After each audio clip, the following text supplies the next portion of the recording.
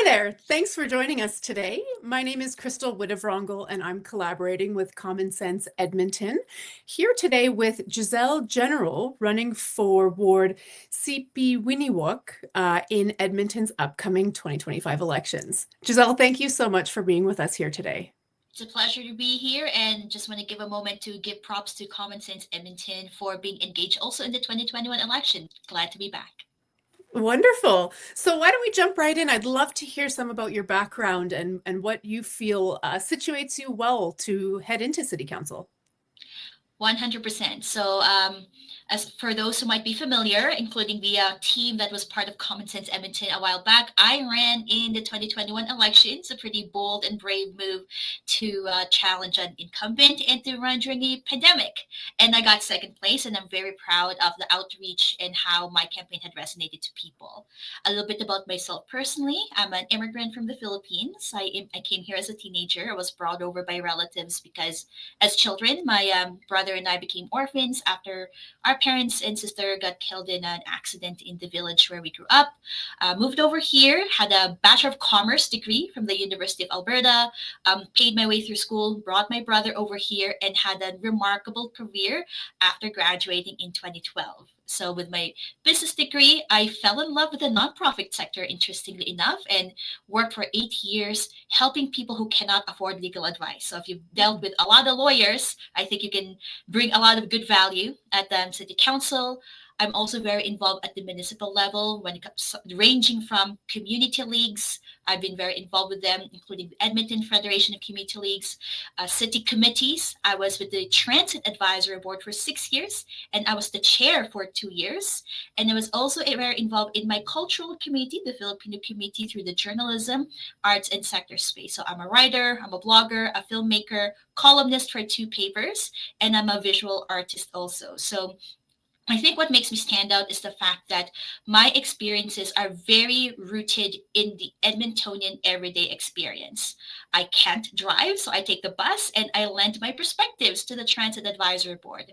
I love our neighborhoods, and that's why I've lent my time and effort in the community league movement. And I also understand the experiences of people who are trying to build their lives here, and hence my involvement also with multiple not for profits in the city. I know how governance works. Sometimes it can be boring and slow, but I know what it takes to make change and within the particular realm with city government. Wonderful. And so what are some of your priorities for this election, and what are you hearing from people in your ward as being top priorities? So it's really interesting because for context, Ward CP Winniwak is such a diverse ward. I jokingly refer to it in terms of location as from the zoo to the mall to the Costco, going south all the way to Windermere or before Windermere. So you have these mature neighborhoods like Parkview and Laurel Heights. You have these high density neighborhoods where a lot of newcomers settle, like Edgemont and Collingwood, and all of these up and coming suburbs like Stillwater, the uplands, lots of potential for growth there. So the issues that have come up for people are taxes and spending, and it comes from two angles actually. Some people are felt that they're really hurting because the taxes are rising too quickly for them to come to catch up on, and some people were like, I understand that the city is growing fast. We need to pay for services. Just tell me clearly where the money is being spent. Mm. So that is the one big category over there. Another one, I'm gonna broadly call it transportation, but it comes from Mm. different angles as well. I live by the what we jokingly refer to as the construction pandemonium of the LRT. I live by Misericordia Hospital. So transportation issues due to construction, transportation issues due to speeding. Speeding is Mm. a big issue in many areas over here, whether it's old neighborhoods or suburbs, or even having enough transportation infrastructure for people to get from point A to point B. And I know you said top two, but I'm going to throw this one in also as a really important one is about safety. Mm. Again, coming from different angles as well, whether it's break-ins in people's homes, encampments and homelessness in the um, the ward, and even broadly speaking, I'm worried about safety, like in places like downtown, because people care about citywide issues also. Yeah, those are all very, very important things, and definitely things that I hear from people as being top concerns as well. And so, the conversation about challenges often leads us into a broader discussion about the role of city council and the role of municipal government. And what do you think that the core role of municipal government is or should be? What's really interesting is this is where the education component comes in. I have to remind people that the mayor does not have veto vote. The mayor is one of the 13 votes at council. Same thing as a councillor. I cannot march down a city department and tell everyone you need to change things, because the only employee that the city has is the council has is the city manager. So it's really important to find a balance between providing that big picture direction. Again, it's the city manager's job to tell the tens of thousands of city employees to implement what we have in mind.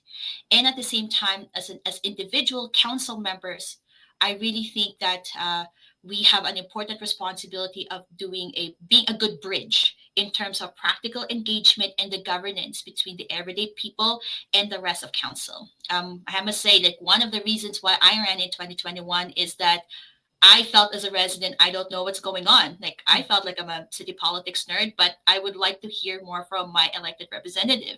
So to be that accessible, accountable leader or public servant. I really don't also like to use the word leader when it comes to politics. Maybe it's just me. But yes, that accessible, accountable public servant to help the residents feel that the city is serving them. And how do you see the relationship between the city and the province playing a role in how residents feel? Another educational moment I have to actually tell residents because, of course, understandably, they don't always know about the Municipal Government Act and the fact that from a legal entity perspective, municipalities are a creature of the province. Or another analogy I've heard is that it's the child of the province. I suppose technically correct, right? But yes, it's really interesting given the for people who follow politics that there's a bit of tension going on over there.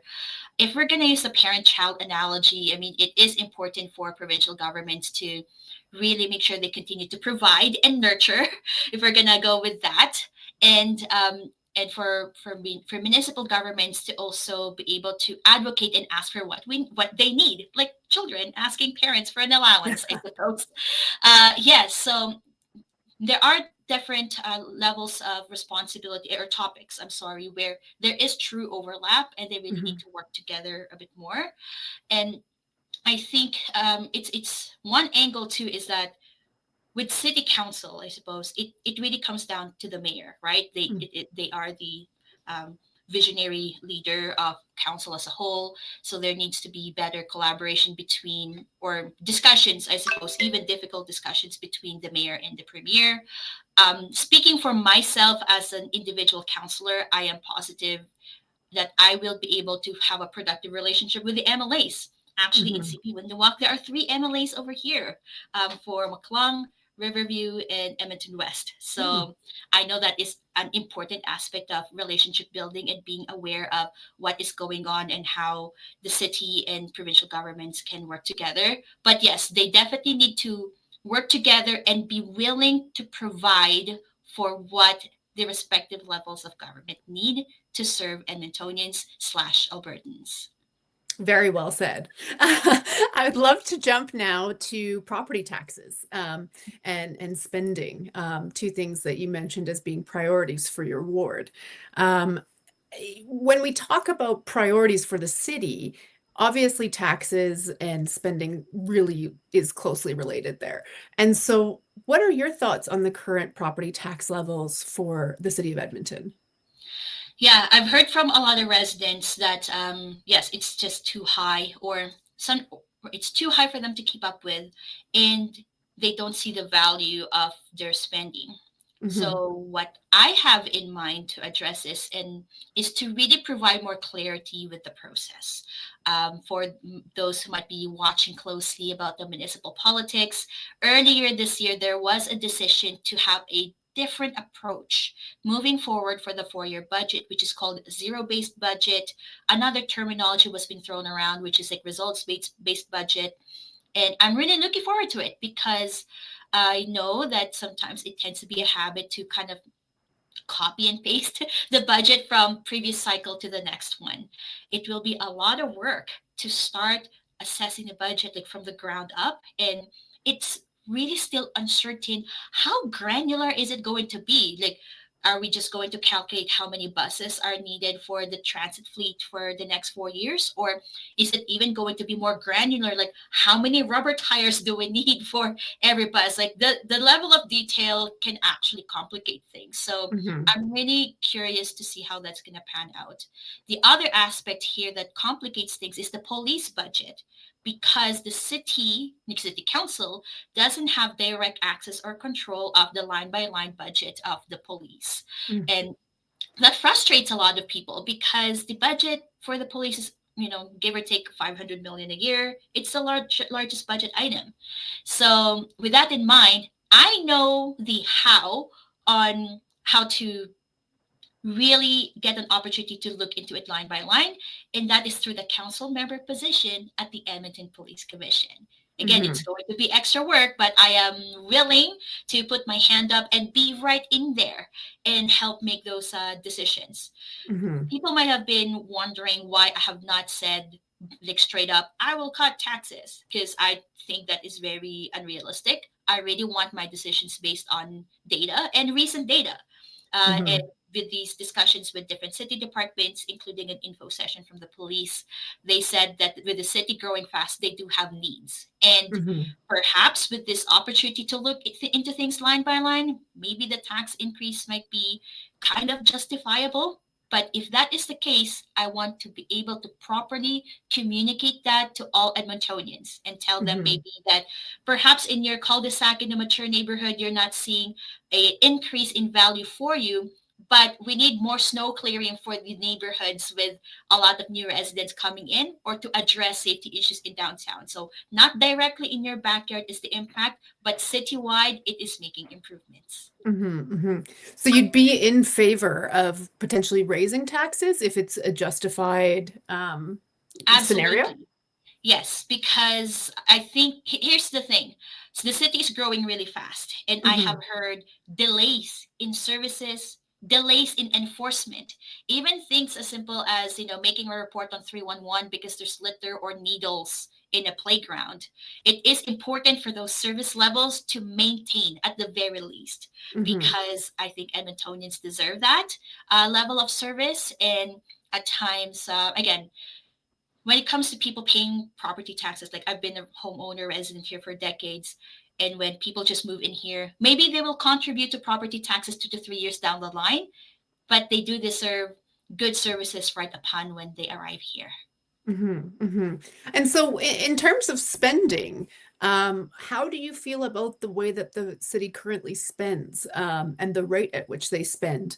And that will vary with, increases in property taxes or cuts or any of that nature. But just kind of the viewpoint on where it sits right now in terms of spending. Um, on one hand, I think it definitely could be better. Again, like the rate of increase is really hurting people. At the Mm-hmm. same time, again, maybe I'm too much of a nerd. I am aware of the current efforts that the city admin has done in the past few years to actually mitigate spending. There's this, I think they nicknamed the process called OP12.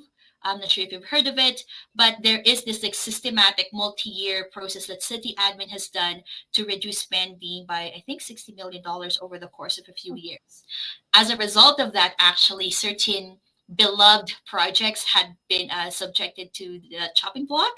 I'm not, if you've heard of the initiative called Front Yards in Bloom, which is to encourage, garden recognition of like gardening and beautiful outdoor spaces and landscaping and whatnot, that was on the chopping block, for example. And Mm-hmm. I remember people being upset about that because from their perspective, $40,000 a year seems like not a lot of money, but it Mm-hmm. ended up being eliminated. So I want to take a moment to recognize that there had been efforts being done, But of course, again, from the perspective of residents, they don't feel that. Like $40,000 a year for a citywide budget feels like a tiny, tiny drop in the bucket.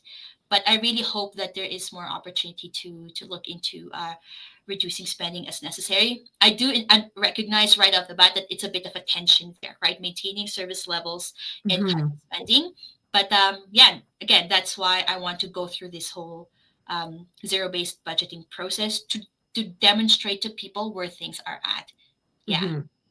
And so you'd be in favor of further cuts to spending if needed, or are you against further cuts? Um, if needed, I am definitely in favor of it. But again, I need to be able to clearly demonstrate what the impacts would be. I Hmm. remember people being surprised again. Just going back to the front yards in Bloom example, they were so surprised that that ended up being in the chopping block, right? I Hmm. need to make people understand so they can react accordingly, whether it result to slower police response times, or will that result into snow clearing being delayed by one business day, or the Hmm. library hours being reduced, and or recreation hours again being scaled back, or anything in between. I think it's the Hmm. clarity that actually people are wanted to know. And if they're like, yeah, that's okay, we can live with that, then perhaps the cuts might be justifiable. But if residents say like, we are growing so fast, we need our parks better maintained, and we're okay with a partial increase that directly results into maintaining or improving that services, I'm okay with that too. Hmm. Hmm. Okay, yes, a lot of accountability and transparency is what I'm hearing from your 100%. end. Yeah. So I'd love to talk now about the infill development that's going on in Edmonton and the experimenting with more density in mature neighborhoods. So, you know, there is something to be said for accommodating population growth in terms of density, but there's also the fact of maintaining character in some of these more mature neighborhoods and even infrastructure, critical infrastructure tied to that. What are your thoughts on how Edmonton is currently managing that policy? Uh, to shortly summarize what I've heard from residents, it's too big, too fast, too overwhelming, Mm. is what I have heard. For context, I have lived in the ward for basically my entire time living in Edmonton. So I've lived in the Hamptons. I lived in Rio Terrace and moved there about 10 years ago when there's so much tension about lot splitting. So not even the level of infill we have right now, it's just lot splitting. And I live right now in a more let's say like multi-family residence area, and not Hmm. too far from West Edmonton Mall. So all the types of living experiences with when it comes to like volume, I have experienced all of that. A condo, a Hmm. townhouse, a single family home, a home with 10 fellow relatives that are settling here in Edmonton. So when it comes to the infill discussion, I have heard from many residents that they do understand the importance of having more residents in mature neighborhoods, because if you look at actual population over the past few decades, some neighborhoods have actually have a declining trend in population. So, and these neighborhoods have great access to amenities. Like when you are new here, it's nice to have a walkable grocery store, an accessible bus route, community amenities and whatnot. But yes, the practical day-to-day realities need to be considered also. Because, for example, when you have an eightplex and they are all treated as individual units, that means 16 garbage bins on the sidewalk on garbage collection day that blocks sidewalks and alleys. Hmm. And I have gotten to understand people's how much Edmontonians love gardening.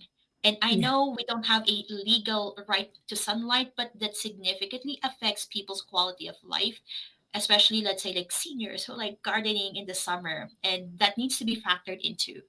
So, with all of that said, there are two things that I really want to advocate and push forward. So, one is to continue intense densification in places that make sense, like where I am, near an LRT station.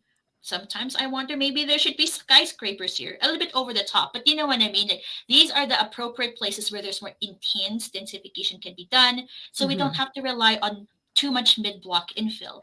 I have seen beautiful examples of multiplexes that can be done. So with some gardening or landscaping in the front and in the back, one parking each, and all of these other factors. So it definitely can be done, and I would like the zoning bylaw be returned for further consideration, because if multiple neighborhoods are getting organized to have restrictive covenants, that's a big red flag that something's not working. And so a lot of Edmontonians are feeling like their voices aren't being heard on this issue, is what I've been told. And how would you change the way the city engages residents about this issue, but also others that are, equally as impactful? I think that is where I know, as a potential next city councilor, I can do a better job, because all it comes down to is regular communication. I would like, whether it's both formal and informal, you know, newsletters, social media posts, visiting the neighborhoods, tapping into the community league, sharing an article, opening town halls and everything in between, and also reusing some of the content that the city is already doing.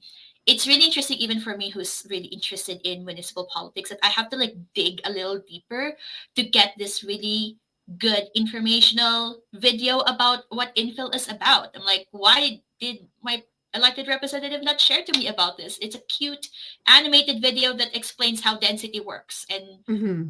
to not reinvent the wheel, I can use that as a tool to spread awareness. This is the basics of densification, and then this is how it applies in your neighborhood. So, Hmm. yeah, I really think it comes down to communication.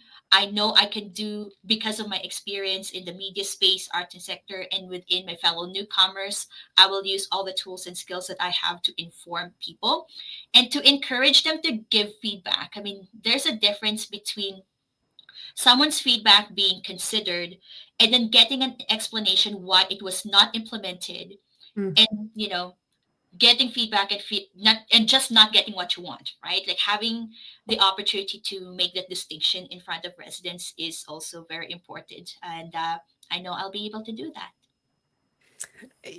And you mentioned a good point about building up and densification around areas that make sense, like transit corridors and things of that nature. But Yeah. there's something to be said about ensuring the safety of transit. I know that that's a big consideration in a large city like Edmonton. What are your thoughts on how the city's managing that at this current time? Yeah, I have a lot of thoughts about that because of my service at the Edmonton Transit Service Advisory Board for 6 years, and I was chair for 2 years. And I know that during that entire time, I was one of the few people who genuinely cannot drive. So that is a very unique angle that I bring. Like I have to take transit to get to places or carpool and whatnot. Uh, Hmm. I think there's a few factors here that is already at play and that the city is doing. Um, Sometimes I realize that residents don't even know what the city is currently doing. When I tell them that there's more peace officers, there's funding for peace officers approved earlier this year, they were surprised.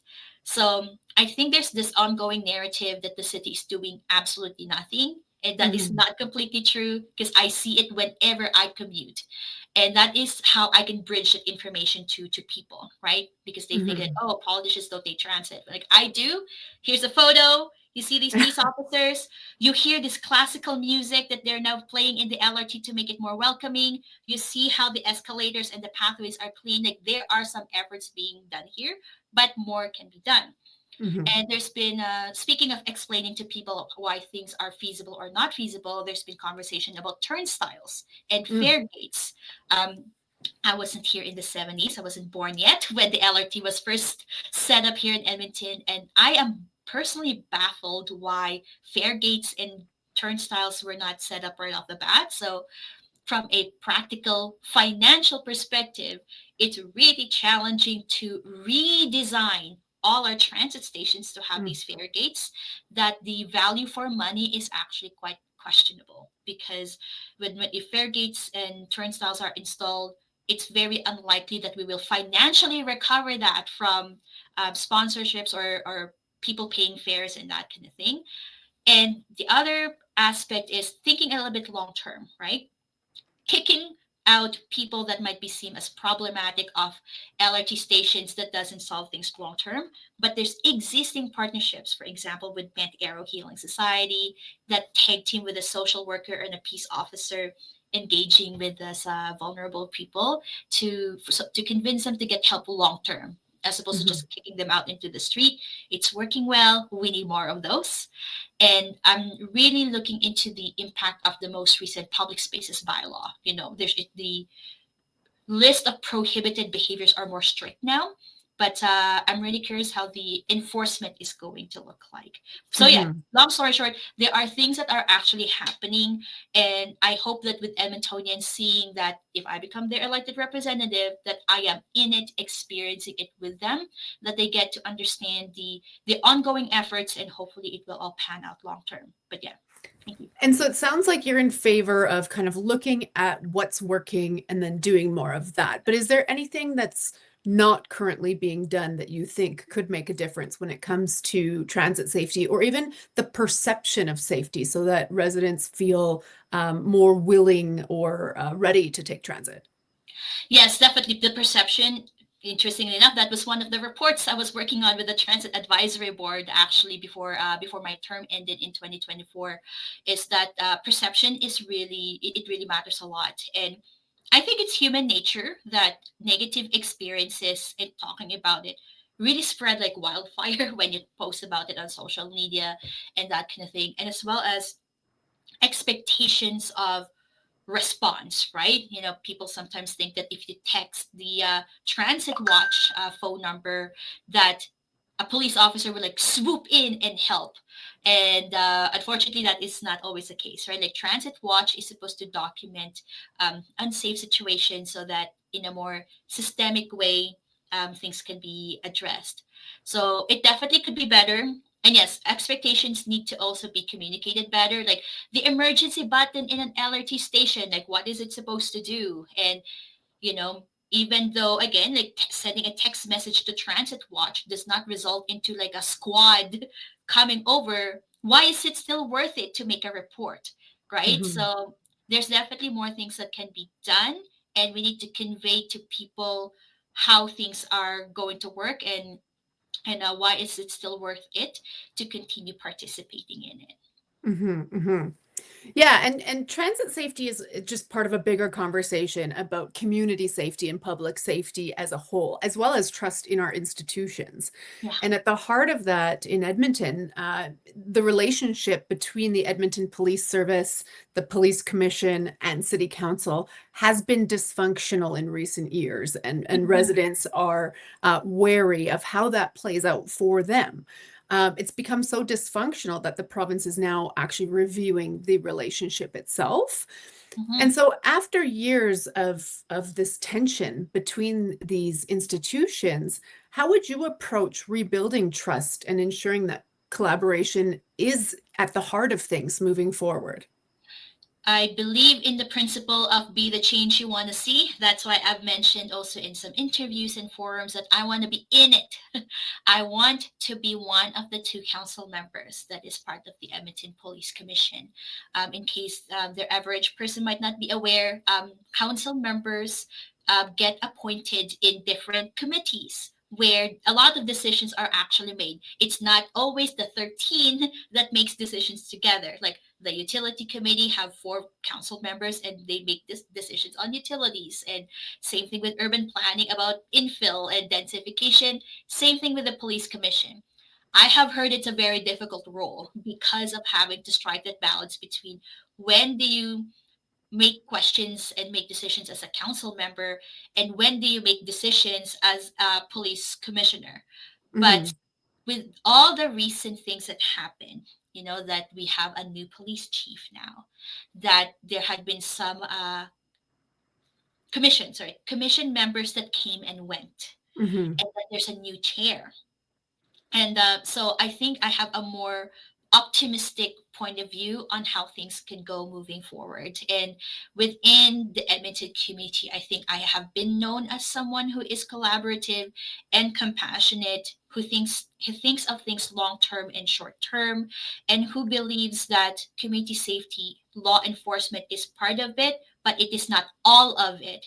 So I really hope that if I end up being one of the commissioners, that whether it's public at large, my fellow council members, or the police would feel confident that, again, I will just be one vote with the commission or council, but I will make my best effort to be collaborative and listen and do my best to provide institutions what they need to be able to do their job well, and also make sure that residents understand what's going on. And so, how would you improve transparency and accountability between the Edmonton Police Service, the Police Commission, and City Council? That is actually a tricky part that I still am trying to figure out. I know there is a reason why line by line budget items of the police is not public.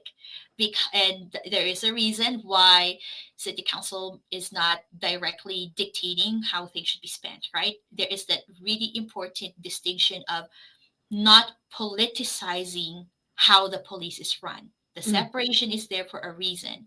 So, what I would like to do is, again, speaking of collaboration, to really ask the commission or the police service, like, you might not be able to showcase in detail why you need, I don't know, like why you need 10,000 guns and bullets and 2 helicopters, but a little bit more, like, we need to give a little too, right? We need, like, we as in like the police, right? Yeah, it might not be as granular as like how many weapons and how many computers and how many helicopters, but a little bit more detail of on which portfolio. For instance, is it preventative? Is this a budget line item to return to the community-based police liaison, which a lot of people have actually been asking. They want their go-to beat cop in the neighborhood again. Like, is that possible? How much will that cost? Or how about the collaborative partnership programs like the Community Outreach Transit Team program with Bent Arrow? Is it possible for us to convey that we are doubling our spending on that, or everything in between? So I don't have the perfect answer on how much detail can be revealed, because it really depends on, um, what is also allowed within MGA and the Police Act. But what I hear is very clear that residents are really dissatisfied about the vagueness of it, and we need to uh, give a bit more transparency to inspire more confidence. And so, do you think that City Council should have stronger oversight of the Edmonton Police Service budget, or should that remain under the Police Commission? At this point in time, I think it should remain under the police commission, but I really would like to push to for more generosity when it comes to information. You know, it's really the transparency piece that I've been hearing that people really want a lot more of. And even with the the funding formula, people are, I've heard many residents feeling a little bit like anxious and unclear. I'm like, is that really necessary? Where is the money going? We really need to be able to answer that more confidently. So, do you support the current funding model for Edmonton Police Services? I mean, do I currently support it? I don't even feel confident saying yes or no because I don't know the breakdown. That is part of the vagueness and lack of information. Like, how can I confidently say that something is working when I don't know the details? So yeah, I hope I don't sound as like too wishy-washy, but I can't be confident because I don't have everything I need to make a position either way. And so that's it speaks to a bigger issue that has been something you've kind of mentioned throughout the interview of, residents being part of these bigger discussions and given the information they need to make decisions related to some of these things. And so how would you change the way that this city engages residents on things like this within the context of limited information? I think one of the angles that people might not be aware of is there's actually a lot of data that is publicly available. The city of Edmonton as an entity has actually been recognized internationally for having its open data web pages and portals and that kind of stuff. It's just that, speaking as an everyday person who is not a data scientist, sometimes navigating through the open data web pages is a little bit difficult to comprehend. I've had people ask me so many times, is there an easy way to have maybe like charts and graphs and patterns of the voting patterns of council members. I'm like, no, because all of this is lumped in together. So we have the starting point, we have the foundations, which is all of this data that is publicly available. Some of it is really user friendly, like an interactive map of where the snow plows are, where Hmm. when they're clearing snow during the winter, and an interactive map of when the grass is being mowed in public spaces. So there's two aspects to it, I think, that can help. One is making the presentation of the data more user friendly.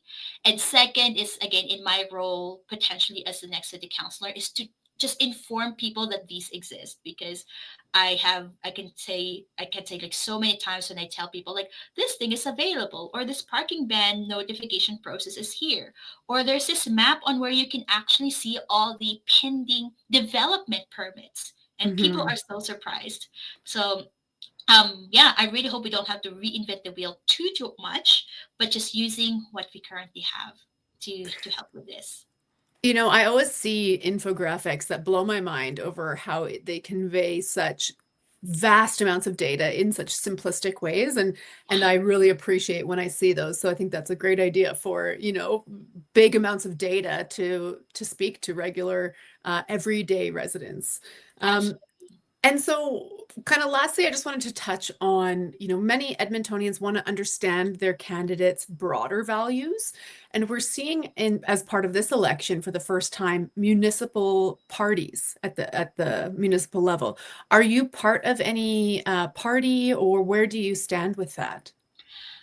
I am a consistent person. So in 2021, when I ran, I mean, parties were not a thing yet, but that is what drew me to run for municipal politics in the first place. There were any partisan complications involved, and I really am passionate about functional government functions, right? Snow clearing and garbage collection and bus routes. So definitely 2021 independent. And this time around, my convictions to run are pretty much the same. So I ran as an independent candidate. What I found really interesting, and I feel both honored and surprised, because of my stance as an independent and with the values that drive me throughout this campaign, which is being accessible, accountable, being there for whoever wants to have a conversation. So whether it's advocacy groups, unions, um, even organizations who ended up being third-party advertisers, we know, whether it's the infill folks and Working Families Edmonton and everything in between, I have earned a lot of endorsements. Hmm. So I know some people have been perceiving that being part of a list of endorsements is kind of like a party.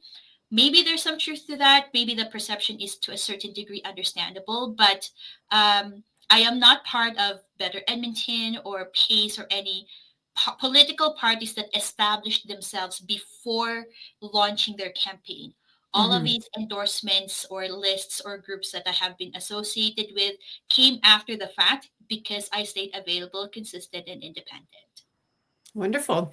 And what about at the provincial or the federal level? Do you have any affiliations at those levels? I do not. But what I can say is, as soon as I got my citizenship in 2012, I've diligently voted in every election, federal and provincial.